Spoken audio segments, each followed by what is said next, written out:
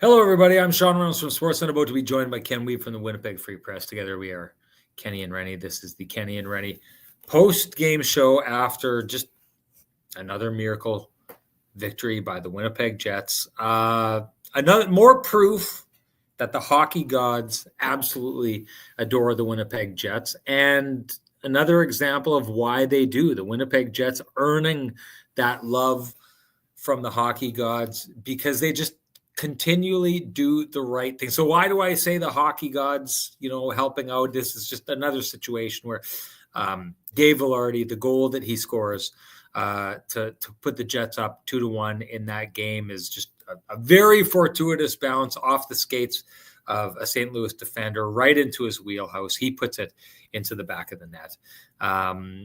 But that said, you got to be good to be lucky. You got to be lucky to be good. And Gabe Vilardi, if you take a look at that play, the puck bounces off a defender's skate from behind him into his wheelhouse.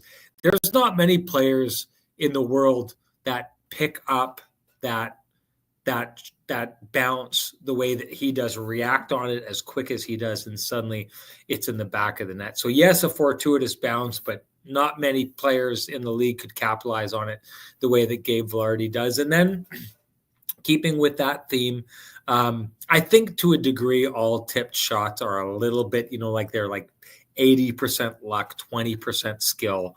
But I'll tell you this, Gabe Vilardi, that tip that he does to tie that game, the way that the Jets get their man out of the box, Neil Pionk, the way that they get the puck down ice so that they can get their goaltender out, get the extra man, and then manufacture the goal the way they do, the way they survive overtime, and Eric Comrie stepping up the way that he does in overtime, in the shootout, and come away, fight their way through everything that they went through on this night to walk away with their ninth straight franchise record, ninth straight victory.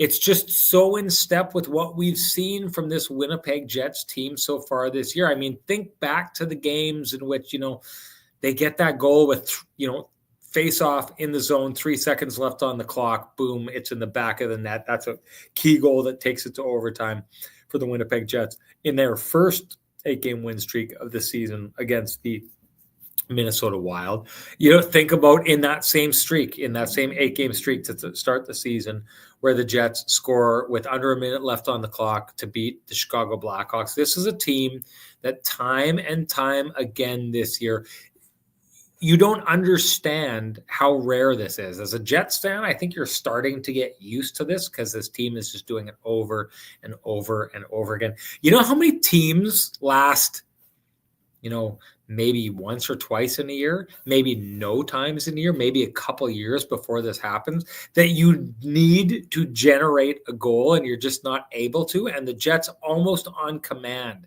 time and time again, are generating goals to put them in a position to pull off what they did tonight, which is a franchise record 9th straight victory. I mean, by all accounts, this should not have happened. The Winnipeg Jets should have walked away frustrated. Their fourth 8-game winning streak in the last 2 seasons, and yet unable to get over that, that the hill to get to the 9th straight victory. And yet they pull it off tonight in a fashion that is becoming almost common for the Winnipeg Jets.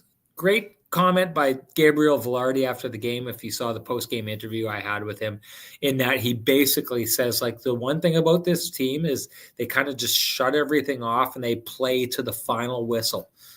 I think there's a lot of teams that don't do that. You know what? Maybe tonight is an example of the St. Louis Blues not doing that. Sammy the Scarf Cosentino, who says hi to everybody, by the way. Sammy the Scarf said that he really disliked the idea that the St. Louis Blues, with the last 2-minute power play that they had, rather than stalking the ice with their best scoring players and trying to score to put this game out of reach, it was almost like they defended in the last 2 minutes.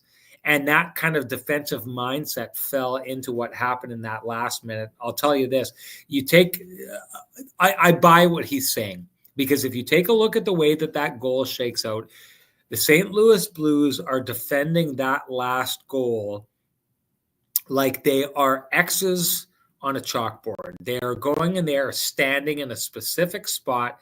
And in doing so, they leave the middle wide open. They leave Gabe Vilardi right there.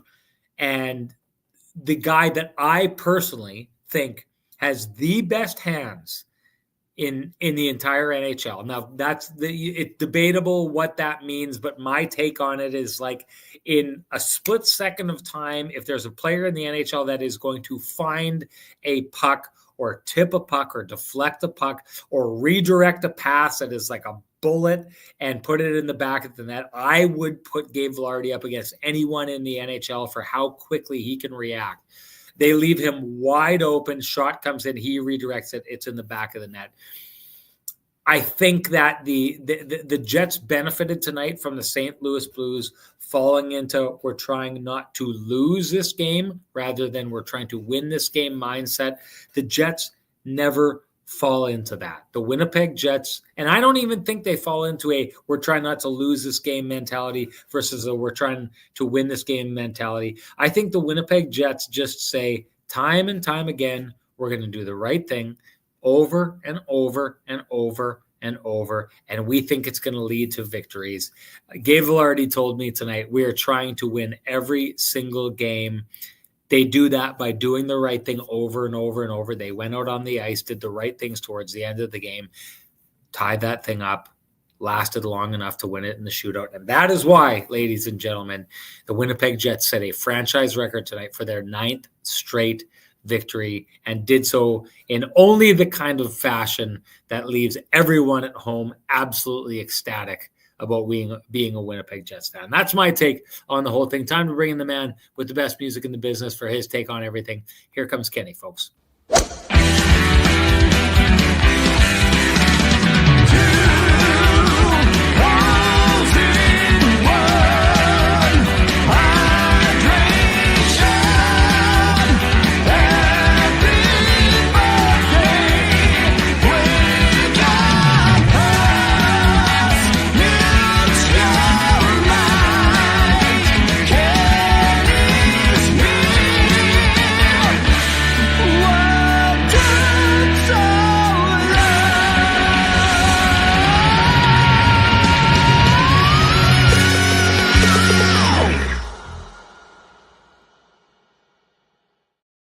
Kenny, it's great to see you. Great to be back talking with the K&R audience. But yes, before I let you run, I have to do something here because T. Will is walking in here after I'm rested and I'm ready to go to war. He's trying to take something out of me. I just need to respond to this. He says, is Renny finally willing to admit that Team Canada knew what they were doing all along? I will tell you this right now. During the broadcast, you will see, and I really appreciate it, Sammy the Scarf brought up a conversation that happened on the way back to the hotel earlier on where we talked about what Canada was going to do for the Olympics. And there was a debate about did Mark Schiefele not belong on that team because of how things shook down in the end. I personally, this is where this conversation came from. If you were watching the broadcast here tonight, you will see that Sammy the Scarf talked about that second goal that the Jets scored. And he said, well, Sean Reynolds was telling us this earlier on today. Mark Schiefele takes pucks into the offensive zone and he extends plays.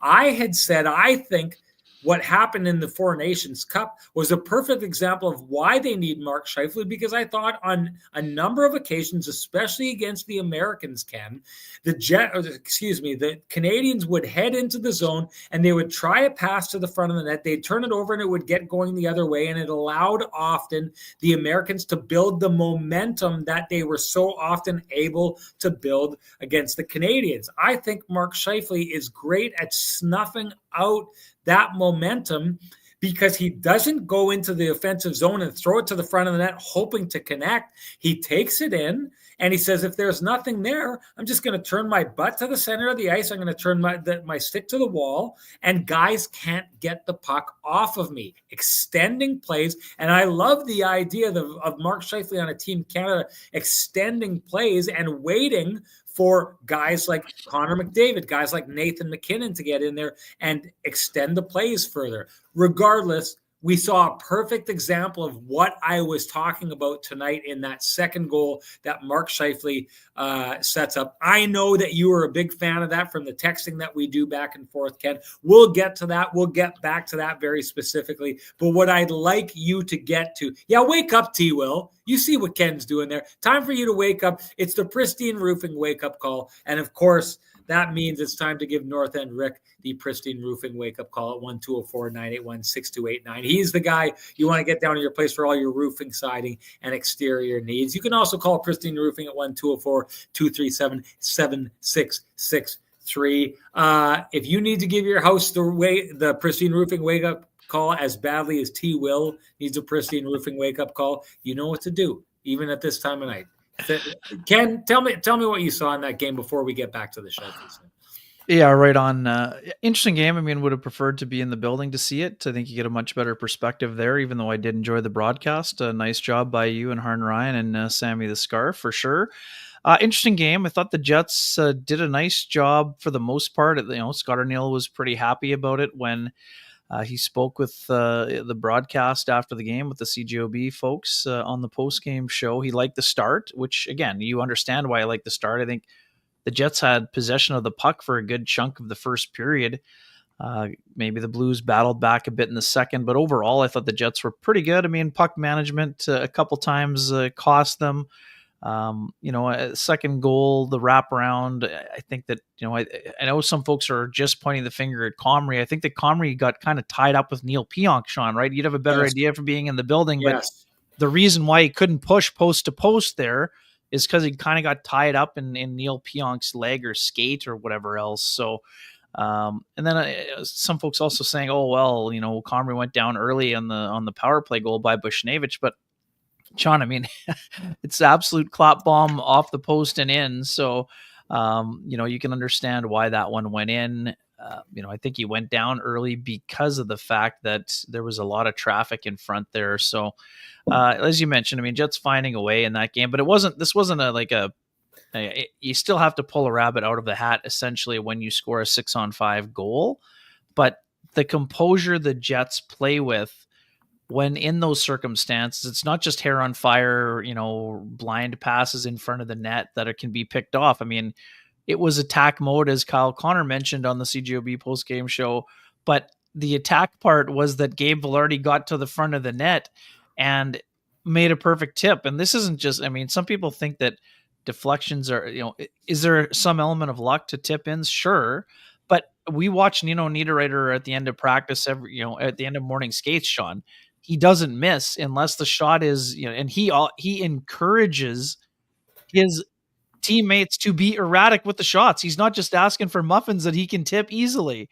So, I mean, you can even also see, you watch the replay, Sean, you were there. The downward motion that Vilardi makes on that play is absolutely outstanding. And the hand-eye is absolutely ridiculous. But again, overall, for a Jets team that had been off for a good chunk of time, plenty for them to build on. I mean, it would have been easy for them to, kind of when they got down late in the game, just not throw in the towel, but to kind of say, well, no big deal. First game back, shake off the rust, blah, blah, blah. But that's not how they operate. I mean, they knew that they had a job to do and they killed off the next penalty. Then they went out and got the equalizer.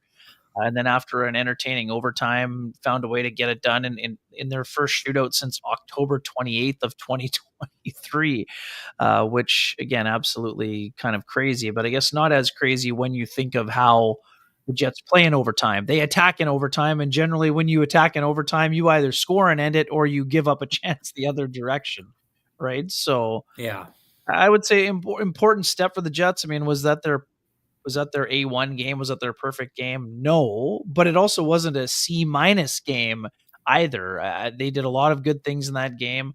I know that Logan Stanley gets a lot of grief in the chat room, and some people didn't like the pinch. I mean, the pinch.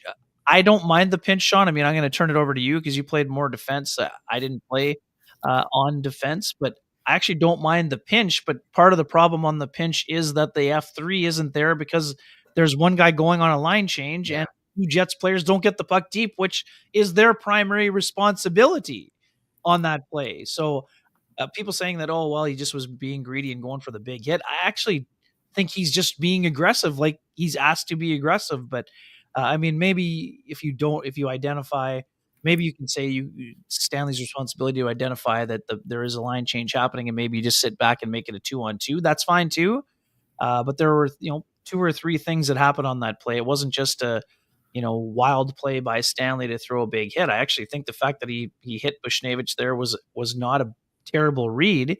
It just was a bad result given what had happened before the puck actually got to Bushnevich, who, as we know, your job as a forward is to take the hit to make a play, and he made a really smart play. So, we'll break everything else down, but I thought overall, pretty good look. But also too, how about that suit? You got a new suit up there, new tie. We got to give some love to our folks at Vittorio Rossi here. We got the pristine roofing wake up so early that we got to throw back to that. Exactly. And I'll tell you this, it's not a new suit. This is actually the suit last year. Ken, we talked about this on the show. Yes. This is the suit I had made for the playoffs that I needed to trim down to get into, and people will know the storyline back there. Love this suit. But I got to be honest with you, Ken, I went on a binge to try and lose some weight in January heading into February, and then I just went on holidays.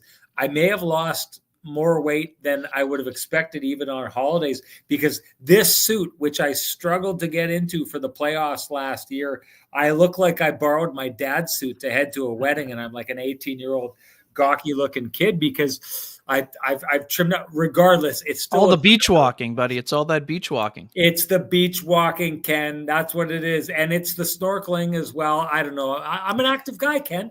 I'm an active guy in my later years, in my twilight years. Are we in our twilight years yet, Ken?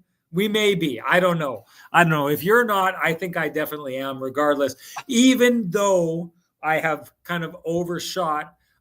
This looks like $1 million. I mean, like, come on, look at this. It doesn't quite look blue in the light here, but this is a nice blue with this blue that pops. If you remember, I talked about there was a specific tie that was like a coral color that It haunts me, Ken. I can't bring myself to go down and see Frankie and the boys to see if it's still there, because I cannot go in there without buying that tie. It works with this, but they have a million things that'll work with this. I got to say, Vittorio Rossi, Frankie and the boys, they never miss, Ken.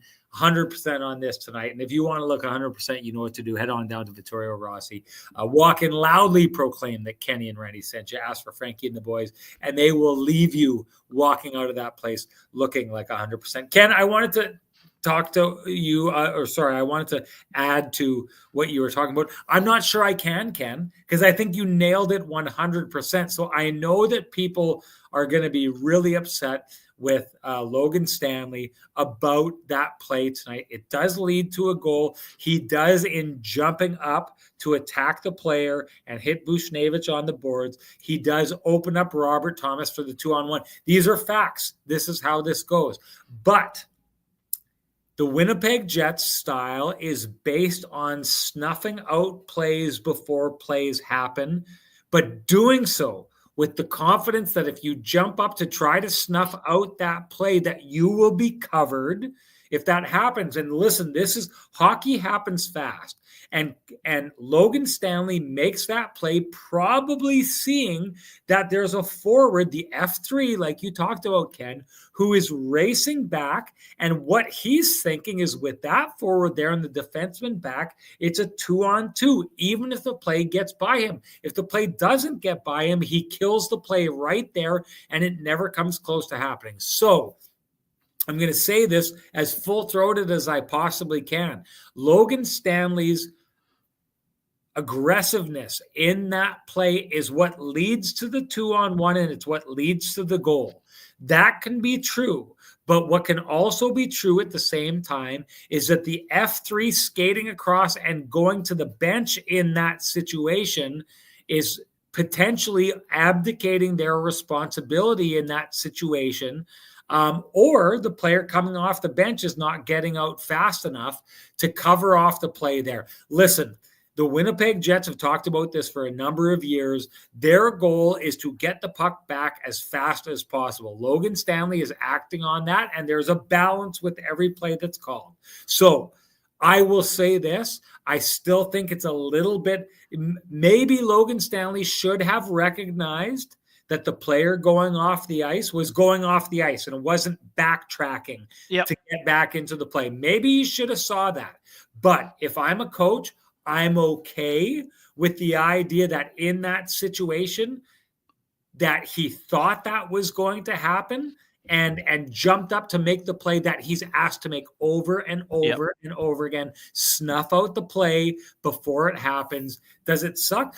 Yes. Is Logan Stanley not maybe as good as a guy like Dylan Sandberg at like sussing that out in the moment? I would say 100%, because Dylan Sandberg, who we need to talk about, Ken, who Indeed. played a ton of minutes and had a huge night, is less prone to a mistake like that. But I am not willing to sit here and say Logan Stanley absolutely blew that. He's trying to follow the mindset that this team has tried to place. He's trying to be aggressive like this team tries to do, which is its strength.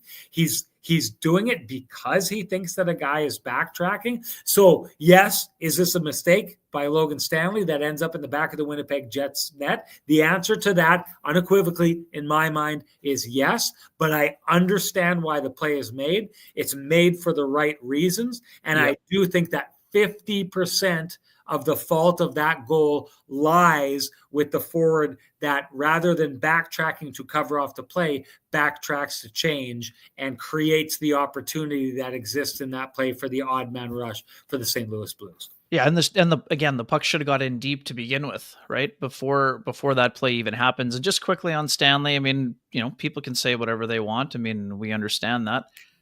He played 23-16 today, Sean. He had 2 shots on net, 5 shot attempts, 4 hits, 1 block shot, 1 giveaway. So I would say it was a fairly steady outing overall for Stanley. Now, again, we're not advocating for Logan to be a first pairing defenseman. He's fighting to be a third pairing defenseman, but there was a lot of good in his game there this evening. And like I said, you can say whatever you want about the pinch, and we've talked about it. And I agree. I think, ultimately maybe you got to be a little bit more cautious, but this is a team that plays and prides itself on being aggressive. So I don't mind the read. And like I said, if that puck gets deep, he doesn't even have to step up to make that play. So in a first game back scenario, I would say that's not a big deal. And again, we'll get to Villy in a minute, but I mean, Logan Stanley, overall, his game was pretty steady beside Dylan DeMello. And again, DeMello gets some credit for that too, because Dylan DeMello is a steady partner for every single player that he plays with during the course of his career. But overall, I like the way that pairing looked for the most part. Weren't a lot of, there was a lot of steady play for that pairing. You talked about Dylan Sandberg. I thought he was absolutely tremendous in the game here, Sean. Neil Pionk, some ups, some downs. I mean, that's normal. In terms of the double minor, I thought that it was one of those situations, Sean, where often, anyone who's played, you kind of think that once you're getting a penalty that you can kind of get away with anything. And he kind of tackled the guy at the end. So, totally. Again, you can understand. I understand people saying, "Oh, the refs just gave them the game." I don't agree with that. I think Agreed. that Neil should not have tackled the player at the end of the play. I understand, and this wasn't even a frustration play. I think this was just sort of desperation. But I thought that Comrie already had the play handled, and the tackling portion that got him the second minor was just being a little bit over aggressive. Now, again, we talk about this all the time. You'd rather have to dial a guy back than to have to, give him the paddles to get him going. But that was a situation where I think that Neil needed to be a little bit more disciplined in that scenario. I agree with you 100%. It's funny, when he pulled that play, I thought to myself, well, that's a penalty that he's going to get away with. And then he didn't get away with it. And in doing so, I thought to myself, when the ref made that call, that's actually a really good call by the ref, because especially if you take a look at the replay of that, he takes both hands, which he's broken the stick, right? In the end, let's give Neil Pionk a little bit of leeway on this. He breaks his stick, which puts him in a bad spot and puts him in a situation where, as he's trying to defend, it's natural to kind of reach out with your hands. Maybe he needed to be a little bit, show a little bit more restraint.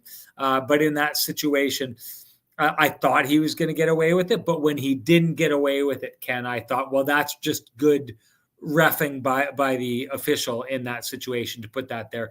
He deserved that penalty. The Winnipeg Jets deserve to have to kill that off. And back to the credit that we give the Winnipeg Jets, with 5 minutes left in that game and a 4-minute penalty that they get scored on in the first and still have to defend the back half of the 4-minute penalty, for them to walk away with that and just be as ready as they were to come down and score the way that they did.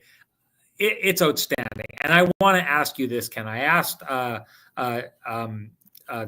Gabe Vilardi about this. I'm not sure if you saw that interview, but I want your thoughts on what has made the Winnipeg Jets such a successful team when there is almost no time left on the clock, almost no opportunity left, and the Winnipeg Jets, as calmly and as coolly as they do, find a way to produce when they need it most. Why do you think the Winnipeg Jets are a team that are so capable of doing that this season?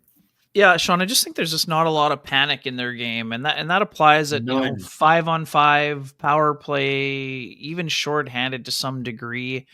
I just think they have a bunch of guys that have a lot of patience with the puck on their stick. And Sean, I mean, hey, we'll get into Cole Perfetti also, but Cole Perfetti, not often used in a 6-on-5. He gets the pull. What does he do? He gets the retrieval, then gets the puck to Kyle Connor in the open area. So you got a lot of guys that have a lot of patience. They're smart.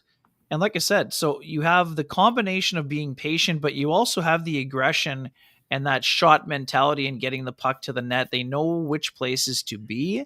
Like Kyle Connor said it again on the post-game show.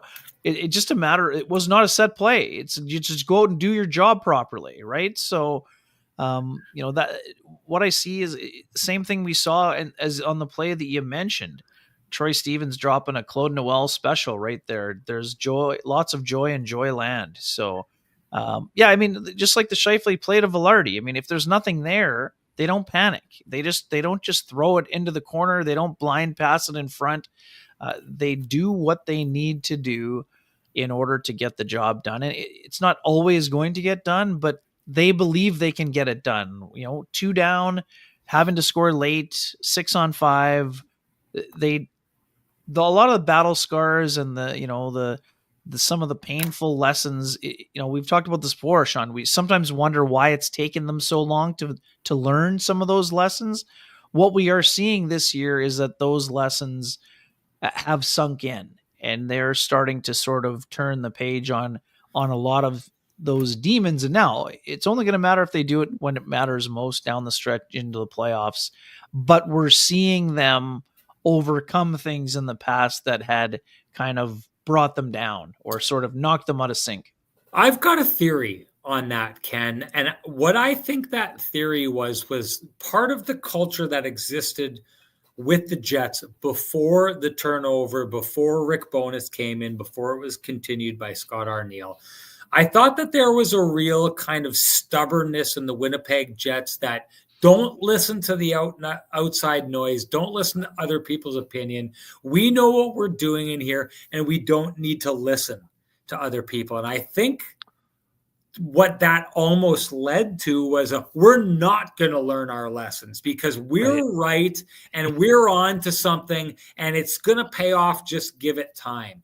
And I think that was one of the important things about kind of moving on from the Wheeler leadership era and moving on the way that this team has, because I think this, Ken. I think what happened the first year when the Jets were first in the league and had that precipitous drop where they finished in 8th place was what ended up happening there was the Jets, to a man, by the end of the year, which is why I think Rick Bowness called them out the way that he did. We're like, no, we've got this figured out. We know what to do. And they moved away from those changes.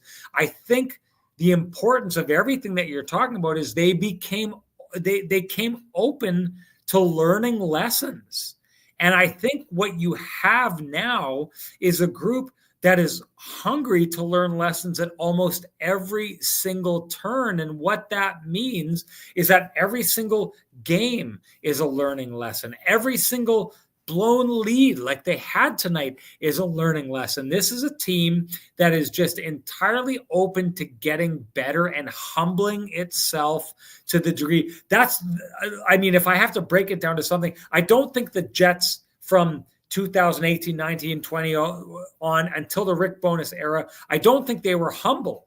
I think they thought they knew more than everybody else. And I think that they thought they weren't taking lessons from the outside world. Now, I think the Winnipeg Jets are a humble group that thinks that they can learn at every single moment, at every single step. And that's what you're seeing. And that's why you see the results that you get from this team, because they are open to, rather than being stubborn and not moving on things, they are open to doing whatever it's going to take to get there. And the other thing I'll say, Ken, I'm not sure who said it earlier on today to me. I had a conversation with Adam Lowry about him coming back in, and he said this to me. He volunteered in his answer, rather than being a team that relies on our skill to steal or win us games, we're a team that goes out and grinds to win games. And I don't know that I've ever heard a more compact analysis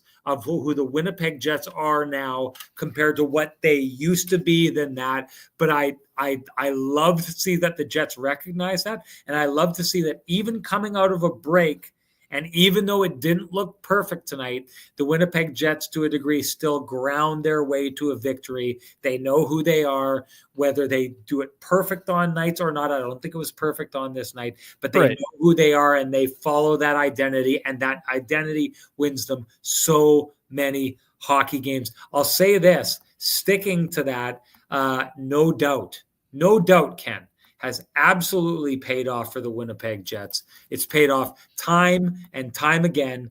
And it's uncanny how often it's paid off for the Jets. And hey, if you're looking to pay off high interest credit cards or debt, we suggest you go talk to our friends at Cambria Credit Union about their payoff loan. They can show you how taking out a loan to pay off your debt actually gets you debt free faster, and you can save thousands of dollars. Go to cambrian.mb.ca to book an appointment online. Ken, did you want to give Sweet Lou a shout out before we move out? Yeah, right on. For folks who have realty needs you'd like to have met, buying, selling, curious what the house in the corner is going for, contact our main man, Lou Ferlin at Royal LePage Dynamic Realty, 204-791-9971, or at the office, 204-989-5000.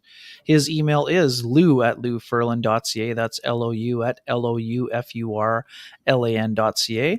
Lou Ferlin, excellent realtor, excellent human being, and excellent supporter of the community, including our podcast. All right, the calls for the headband have come fast and furious, and I did remember. Renny, well done. Hey, you forgot something today, but not your headband. Good job. Well, I forget something every day. If you know me, my cameraman Colin will remind me of that all the time. But it is a good time to make this a Sean's Headband version of the Kenny and Renny Show. So let's get it on and make this a Sean's Headband version of the Kenny and Renny Show.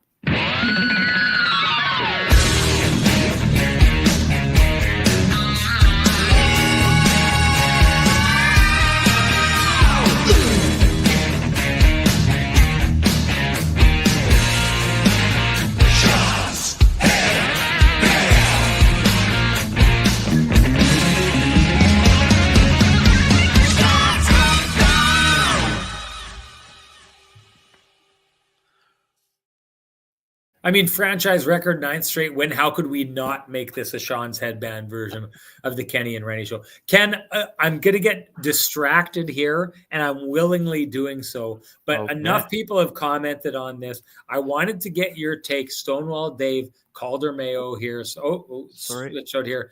Oh, my God. Sorry. Yeah, just keep your hands off the keyboard, and we're going to be fine. We'll get our way through this. Stonewall Dave Calder Mayo says KC didn't fit into what the U.S. wanted. I think it was a mistake in the end to let Matthew Tkachuk waste a spot instead. But hey, good for the U.S. I couldn't agree with this more. You're going to put Matthew Tkachuk on the bench to not play rather than putting in the highest scoring U.S. player. But I did want to get your take, because I know a lot of people want to talk about this. Before we get into it, asked Scott Arneal about where Kyle Connor was on this. He said Kyle Connor was in a real good space. He actually understood that it was a possibility it would happen. He said he appreciated the time that he did play in the tournament and getting the experience that he got on best on best. So he said Kyle Connor's in a really good place. He's handling that well. So if you're a Jets fan, you're happy to hear that. But Ken, I want your take on Kyle Connor sitting out that final game. Just get at it.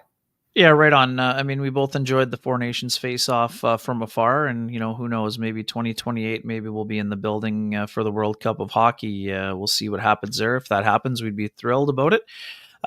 This is a complicated question because it requires some context. Do I think it was a massive error by Mike Sullivan and the coaching staff to not have Kyle Connor in the gold medal championship game? Absolutely, yes. Do I understand part of the reasoning for it? I also understand. So two things can be true. Kyle Connor was too quiet in the first 3 games that he played. Again, do I think that Mike Sullivan panicked by knocking him off the top line after whatever it was, 3 or 4 shifts, and then not allowing him to have a chance to play with another skilled, highly skilled center like Austin Matthews or someone of that nature? Also, yes. So, Kyle Connor had 1 assist. He was not nearly as dangerous as we're used to seeing him in the first 3 games. But having said all that, it was a massive, massive error, classic overcoaching by thinking that all of a sudden it wouldn't happen.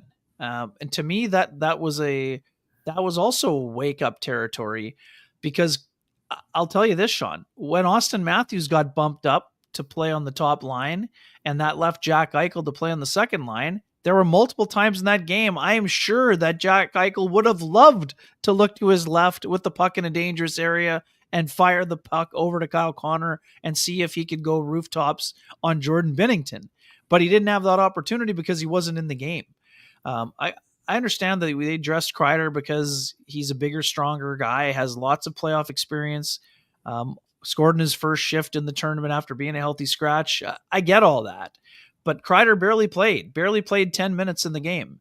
In a game where goals were tough to come by, someone with the speed and shot release and all of the things that Connor has improved on in terms of his defensive game, that was an error. I get it. We understand that coaches have their own favorites, and Gensel played for Sullivan and Gensel produced early in the tournament. I get all that, but I just think it was an example of overcoaching.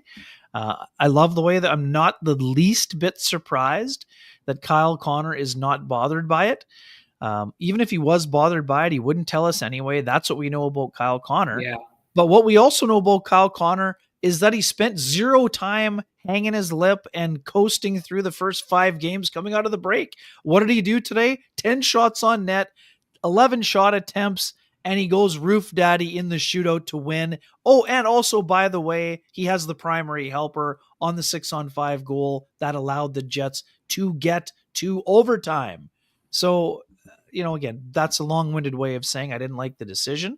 He has to bear some of the responsibility for not being as dominant. But, Sean, there were a lot of great players who were not dominant in the game, who have crazy amounts of offensive ability, including Austin Matthews, who played his best game with 2 assists in the gold medal game.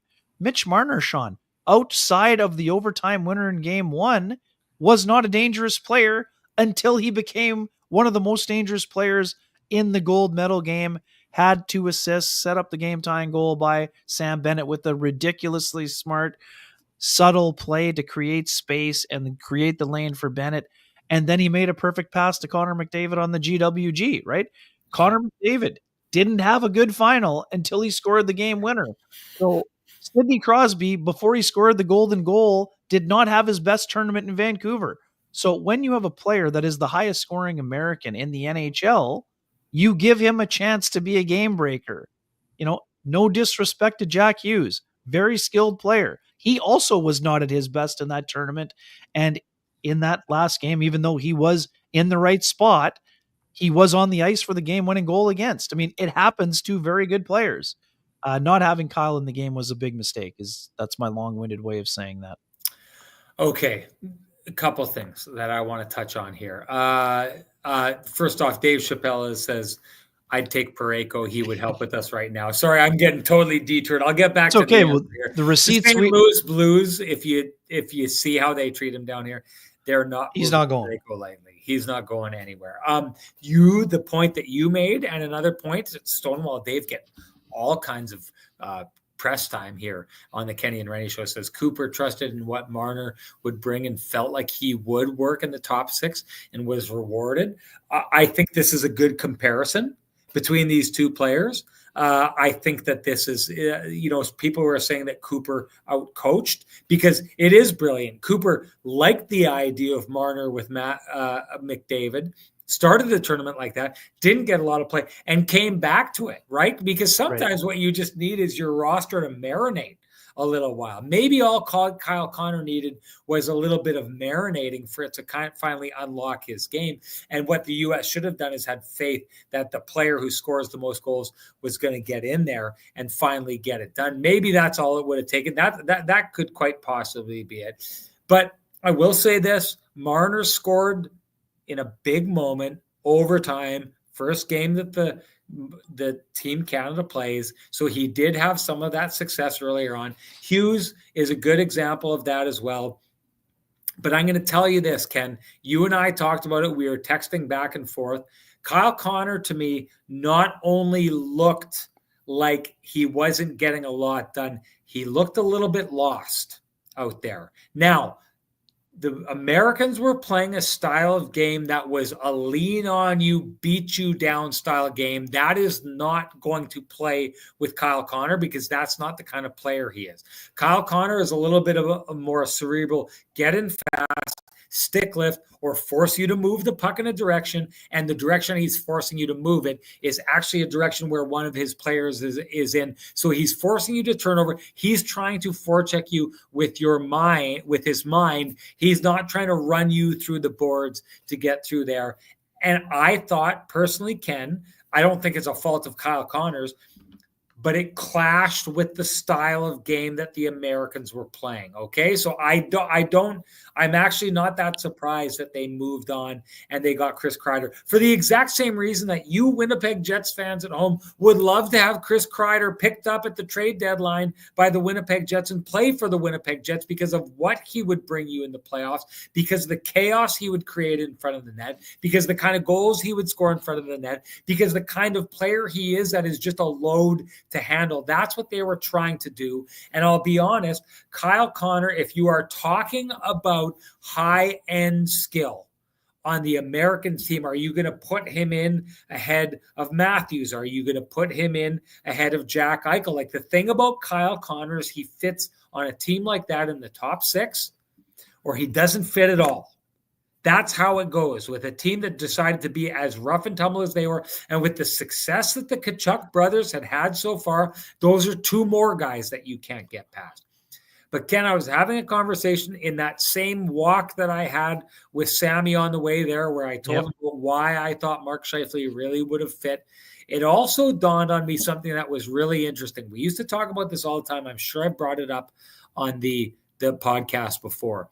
But it always struck me as odd, Ken, that for years during drills with the Winnipeg Jets, when Blake Wheeler was here and in his heyday, if there was a 2-on-1 drill, Mark Scheifele and Blake Wheeler would skip the line. So the two of them went out every single time on 2-on-1 drills. The idea, I'm assuming from them, was that the more reps you get in together, the more you fit together. Well, Mark Scheifele has carried that on with Kyle Connor. And Kyle Connor has played with Mark Scheifele essentially since 2017. So we're going on, 7-8 years of these two players being on a line together. We know they love playing together. We know that it's cost a guy like Nick Ehlers, who does not get onto that line because Mark Scheifele prefers to play with a guy like Kyle Connor. The Winnipeg Jets are a team that has kept their core together for an absurd amount of time. And what it's meant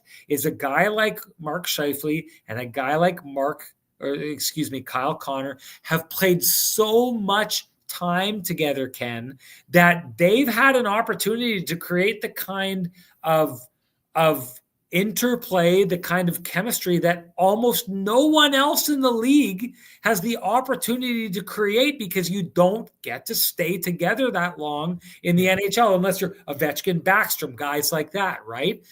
And I ask you this, Ken, because this is where we kind of landed on in this. Does Kyle Connor and maybe even Mark Scheifele hurt themselves going to a best-on-best tournament because they are as good as they are, because they've got their wingman that makes them amazing, and a level of chemistry between they and that wingman that far supersedes anything anyone around the league has? And now you ask Kyle Connor to go out and he forechecks a guy and forces him into a pass, and he's like, Mark Scheifele is going to be right there to take that puck, but Mark Scheifele's not there, and someone else is, and Kyle Connor has a hard time finding chemistry with a whole group of new teammates because all he's ever done is live off the chemistry that he's had with a line mate that he's been on the ice with for 8 years. The question being, the necessity for Kyle Connor and Mark Scheifele to play together the way they have for years, the same way that Mark Scheifele and Blake Wheeler needed to for years, does it harm them when they need to go to a best-on-best tournament and figure out chemistry with new line mates when all they've ever been is players that feed off chemistry that's built in over not 1, not 2, not 3, but 7 to 8 years? Yeah, I mean, fair point for sure. I would say the one thing that we're kind of missing in that conversation is the year where he and PLD played together, and Kyle was still exceptional. I mean, I know it wasn't the whole year, but they did play a good chunk of time together that year, and Kyle was still incredibly productive offensively. So that's my only counter argument. I do agree it would be part of it, and the other part of my defense would also be that I think there are a lot of similarities to how Jack Eichel and Mark Scheifele played, and that's why I wish that Mike Sullivan had left them together a bit longer. Jack Eichel's a guy who plays with pace. He's a guy who holds the puck onto his stick. He's a great passer. So to me, I think he could have found Kyle Connor in dangerous areas on multiple occasions if he had been given a little bit longer leash to be able to do so. And I'm not just saying he would only play well with Jack Eichel. Again, the other thing too, they could have tried him with Dylan Larkin. Dylan Larkin and Kyle are incredibly close friends from the Michigan area and everything else that they've done. So anyways, I mean, it's a fair point for sure. And, could that have been a consideration for some coaches? Maybe, but again, I think that those guys are still, elite level players, and they would have been able to figure it out eventually. And again, I'm not wanting to spend a ton of time on this, but on the game-winning goal, Team USA had 3 centermen out on the ice together. Brock Nelson was a little bit too high on his D-man. Like I said, Jack Hughes was playing right wing, not his position. He was actually in the right spot, and Austin Matthews kind of got caught in between. To me, the bigger issue was Adam Fox on that play.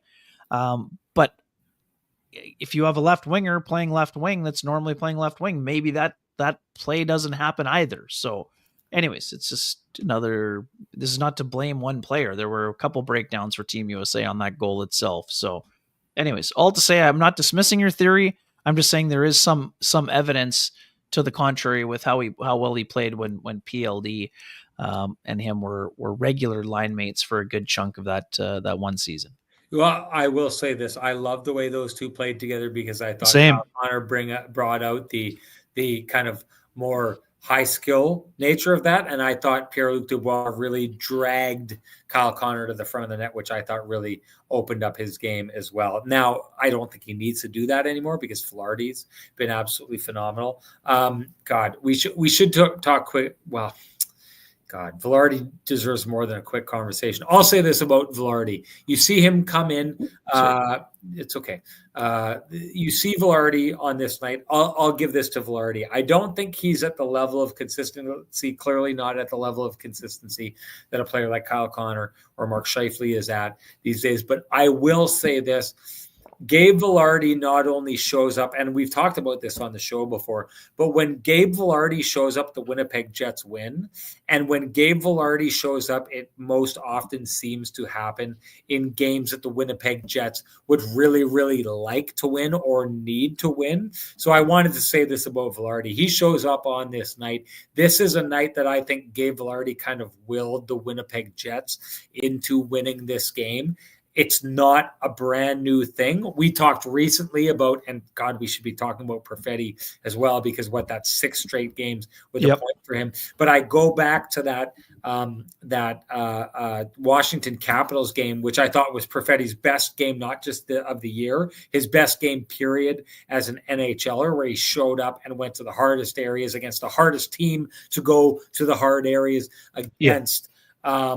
But that's one night I'm talking about Perfetti. Vilardi's had a lot of these nights where on tough nights, he's the guy that kind of gets everything going. To me, it's like if you're handing out belts and guys, like kung fu or karate belts, I listen, people, help me out if you know this, but the level of belts that you get to, I feel like this year Vilardi has reached that level just below a black belt, or the level below whatever comes before a black belt, in that he's the guy. Is it a brown belt? I don't know. Someone I'm pretty sure. Help us out here, but he's the guy that is going out and being the guy who wins games for the Winnipeg Jets. And it's happening quite often. Way back when the Jets played their first game against the Detroit Red Wings, we had a stat about their record when he scores, what the Jets' record is. It's outlandish. It's continued to be like that this year, but it's gone past fluke, right? Like some nights it's like, oh yeah, I scored and we happen to win that game. And one correlation doesn't necessarily lead to the other. Whereas now Gabe Vilardi is just making it undoubtedly that when Gabe Vilardi sometimes shows up, he shows up to help the Jets win a game that they probably wouldn't have won if he didn't show up. It's called depth, right? Because Kyle Connor does that for you. Mark Schiefele does that for you. But depth of guys who can win you games is different than depth of, having a lot of guys that make it tough. Gabe Vilardi has added himself to the name of guys in this league who can show up and win you games and do it on a fairly consistent basis. I feel like he's graduated to, if you're right and it's the brown belt, he's at least brown belt. It looks to me like he's graduating and trying to get his way up to being a black belt, the kind of guy who just consistently goes out and has the game on his stick and is part of a really great team that wins a lot of games because he's the guy who wants that game on his stick. Yeah, right on. Couldn't agree more. Okay, done. Couldn't agree more. That's the best analysis I've heard from you in maybe 4 years on this show, Ken, just like following what I had to say. I know you were reading the comments and you weren't listening, but I was listening. I think you nailed it. Anyway, I was listening. Johnson Group Gabe Vilardi is great. This just in. Gabe Vilardi is having a hell of a season. Thank you. Go. Yeah, you broke down everything I wasted people's time for 5 minutes talking about. Okay, Johnson Group got you covered. Play of the game. What do you got? Oh, there were many, but loved the David Gustafson shot block on Colton Parayko with the big blast there. So that's what I like. Yeah, I'll go with it. I'll absolutely go with it. And if you just give me 1 second here, Ken, I would like to ask, do you run a small business in Canada? If you do, look to Canada's #1 employee benefits plan, Chambers Plan, to give you a competitive edge. Chambers Plan is the simple, stable, smart choice for over 30,000 businesses countrywide. Visit chamberplan.ca to learn more. And that, my friends, is the Kenny and Renny Johnston Group got you covered play of the game, the Kenny and Renny OGs, which brings us to the TransCanada Brewing Company Lamplighter of the game. What is your goal of the game, Ken? What do you got? Yeah, for me, it's the Vilardi goal. Just circumstances, incredible tip. I mean, I love the pass by Perfetti for the one-timer to Ehlers, but I don't know. I just think that the circumstances for the Jets, Kyle Connor talked about it again on the CJB post game, that, this is a team that has put together 4 8-game winning streaks in the last, 2 seasons, but they haven't been able to push over to get the 9th. So to me, that's the one that I'm going with.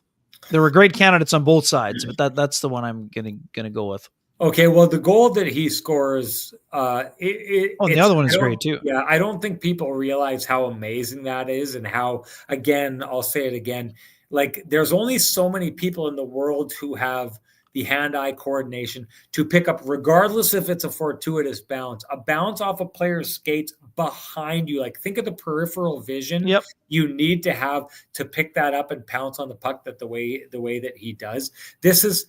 Listen, he scores that, and there's, I'm guessing, 15 hockey players in the world that are able to have the hand-eye coordination to capitalize on that the way that he does in that situation. And even still, I defer to what you're saying in that, Ken, because he just goes to the perfect spot on the ice. The redirect is perfect. And I know I said earlier on that I think for the vast majority, and I still believe this, the vast majority of tips have 80% luck and 20% skill involved with it. That 20% skill just being hand-eye coordination and getting your stick on that puck. But I think that he was just so in the zone in that play that he was redirecting that and being like, I'm going to redirect that to the inside of the near post. Like, I honestly think that. I honestly think that he was just that level when he was there, that's what happens in that play. And just like manufacturing, listen, it's the fourth time in the last 2 seasons that your organization has hit a franchise mark of 8 straight wins, and they can't get over that hump.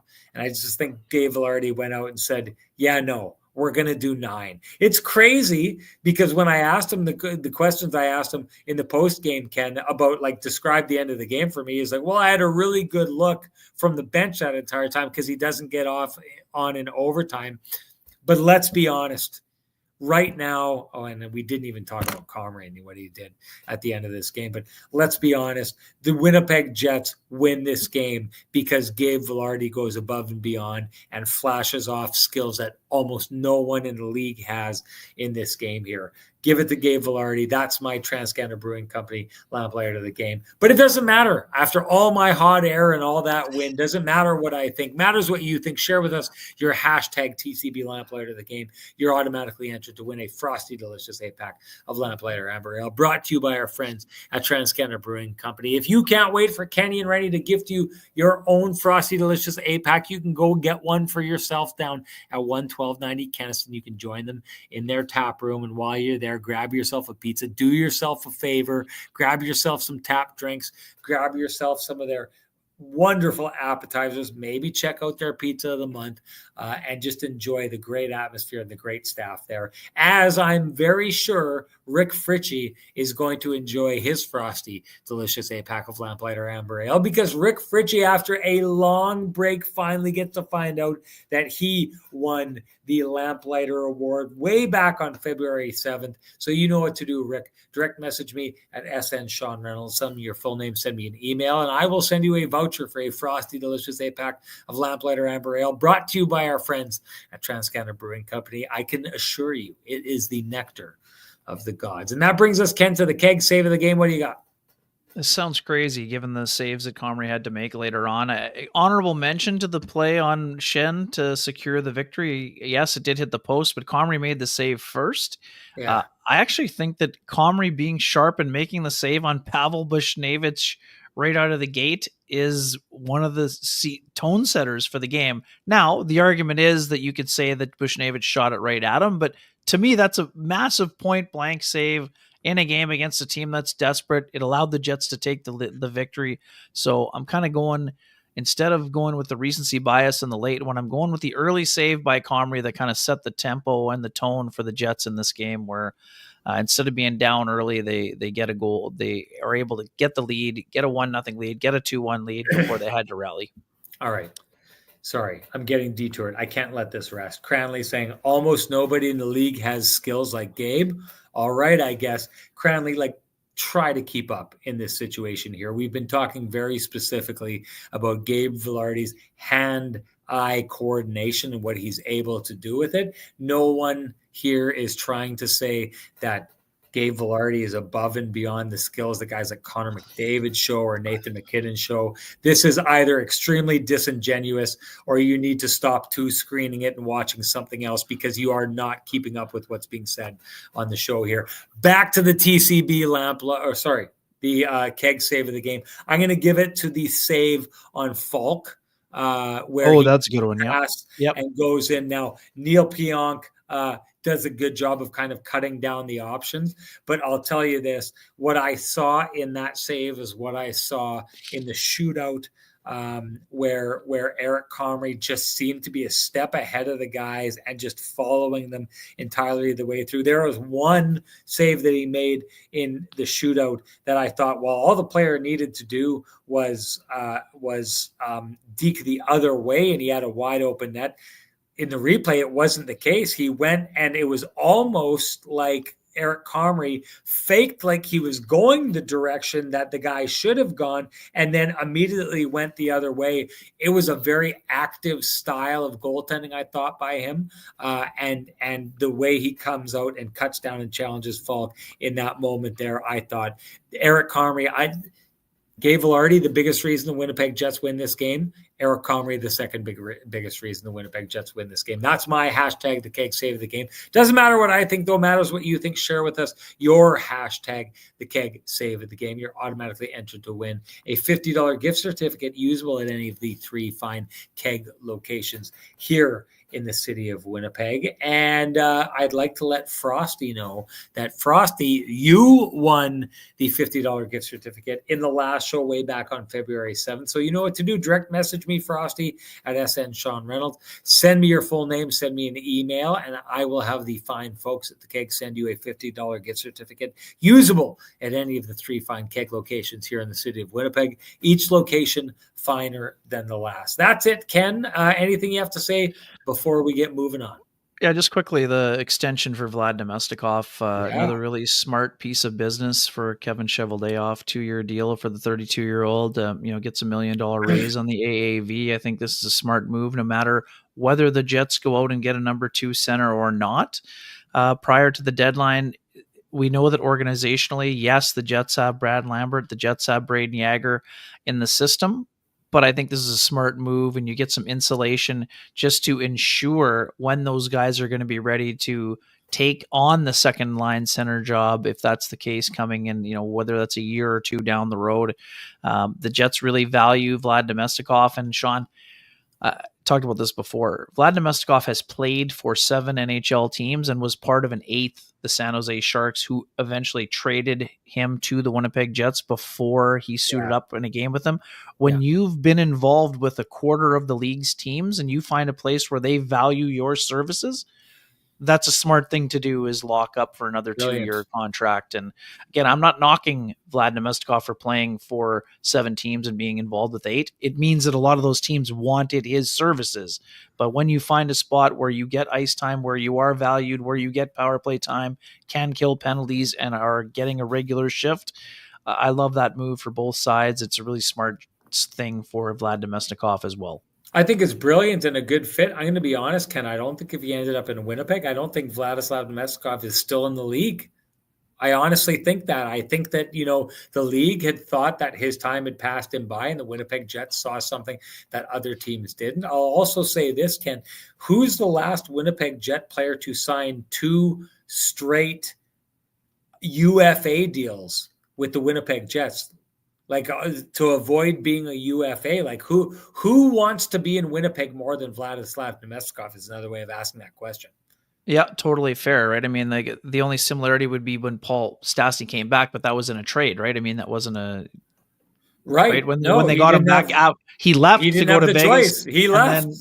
Right. But then he did re-up one more time, I think, Stastny. But I mean, it wasn't too successive, as you mentioned. So no, it's the Vladislav Nemestikov. Oh, sorry, no, we know one. Dylan DeMello has signed 2 deals with the Jets too. So that's That's the other one. But Yeah, anyways, your and point is still well taken. two That's players who are at the heart of like beating the drum on. We don't think that there's a place that we would rather be yeah. organizationally than Winnipeg, and well done in that regard. I've got something And quick to say. Oh, sorry, yeah, sorry. I was just go going to on. say Josh Morrissey, obviously incredibly tough that the nasty flu virus knocked him out of the championship game, but just an outstanding showing for him at the Four Nations face-off. Yeah, We'll talk about him more on Monday when he returns to the lineup. Same with Connor Hellebuck, outstanding play for him.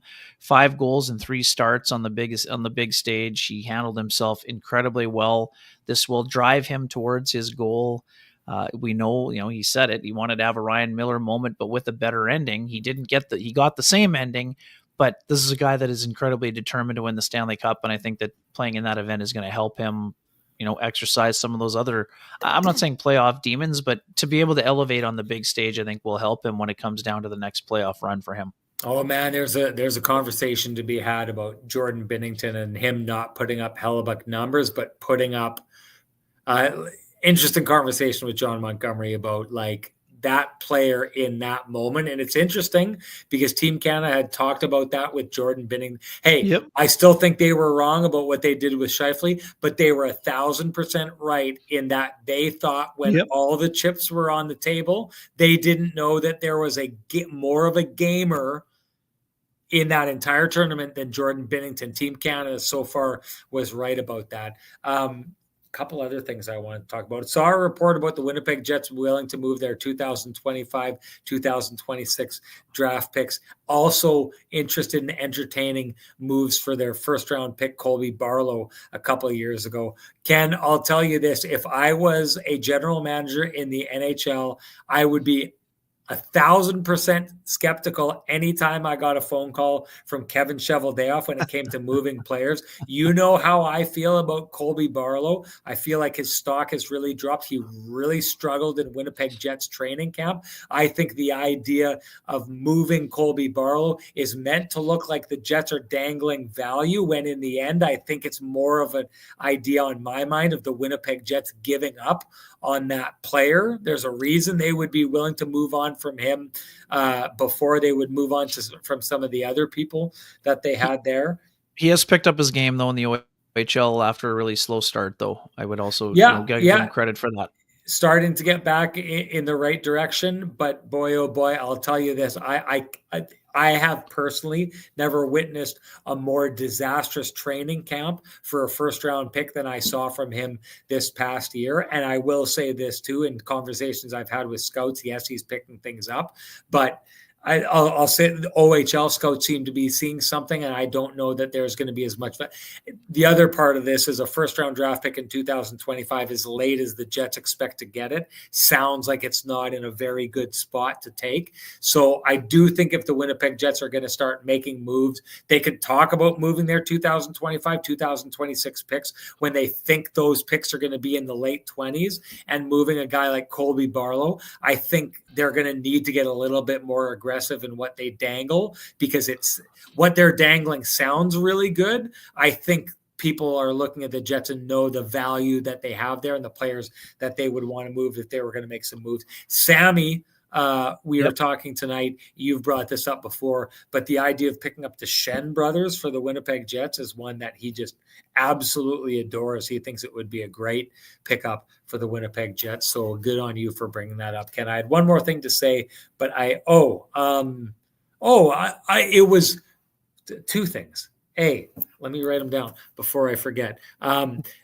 Had a great conversation. We did a little bit of the story, but had a great conversation with Colton Parayko about Josh Morrissey and how fascinated he was with the game that he played. Really surprised people. Josh Morrissey is going to be playing for Canada at the Olympics. You can mark that down right now. I loved how Colton Parayko shared with me a very specific play that Josh Morrissey made that we were able to find, where he just quite honestly said, I never in a million years would have seen that play and made that pass. It just helps to highlight how, hey, Colton Parayko's got a lot of gifts. You saw them on display tonight. Guy's a beast. He's large. He plays hard to play against. But he pointed out what makes Josh Morrissey special, and allowing us to like grab a play that he said would never possibly make was really interesting.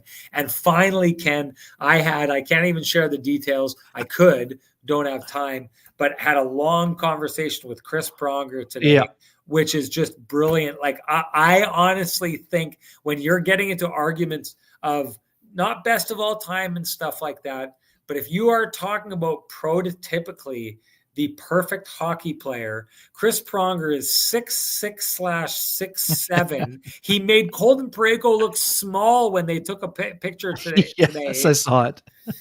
He's huge. He's got great reach. He's mean. He can punish you. He barely had to skate, but when he did, he could skate with the best of them. He could provide offense, and he was probably the best when it came to the end. Chris Pronger is near the perfect prototypical hockey player. Beyond that, Ken, his hockey IQ is off the charts, and outside of hockey, why this guy is not being poached to be put on a panel here and there, even though he works for certain teams, it's beyond me. But it would be worth getting a Kenny and Renny long form together to talk to Chris Pronger, because what a fascinating hockey mind. He opened up stuff. My producer, Gord Tate, and Harn Ryan Singh had a passenger seat while I had this conversation with them, and we all walked away absolutely fascinated talking to him. I'll say this last thing, and I said this to him afterwards. Try and find the number of Canadians who are as successful or as impactful in a Team Canada jersey over their career as Chris Pronger. I think he is unheralded and very much does not get the credit he deserves for being as much of a force and success as he was in a Team Canada jersey over his career.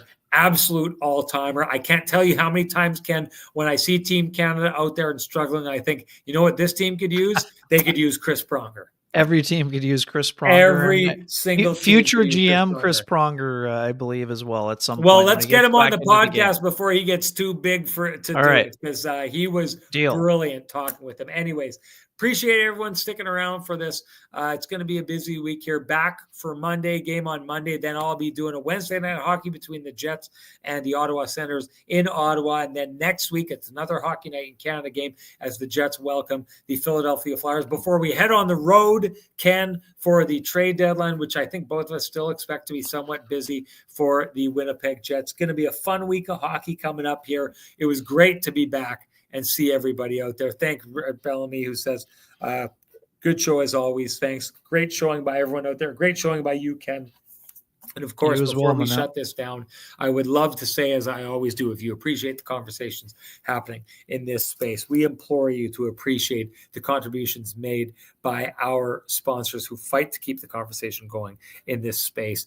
And that for us, that would be Vittorio Rossi, Pristine Roofing, Cambrian Credit Union, Sweet Lou Ferlin, Johnston Group, TransCanada Brewing Company, and The Keg. Thank you to them. Thank you to all of you. And I will leave you with this tease, maybe introducing someone new to the show with the return of the hot take segment, which I can't wait to get back to, Ken, because people like T. Will, they need some correcting. And we got some sponsors who look to be stepping up to the table to make sure that happens. So get your hot takes out before the month of March comes, folks, because you're going to get called on them soon enough. That's it for us, everybody. Thank you to Ken. Thank you to all of you. We will see you Monday after the Winnipeg Jets play. Who are they playing on Monday, Ken? San Jose Sharks, almost matching your tie, buddy. There you go. I won't wear it because, of course, people will. It's not quite teal. It's a little teal. It's a little teal. Anyways, we got to go. Talk to you later, folks. Bye-bye.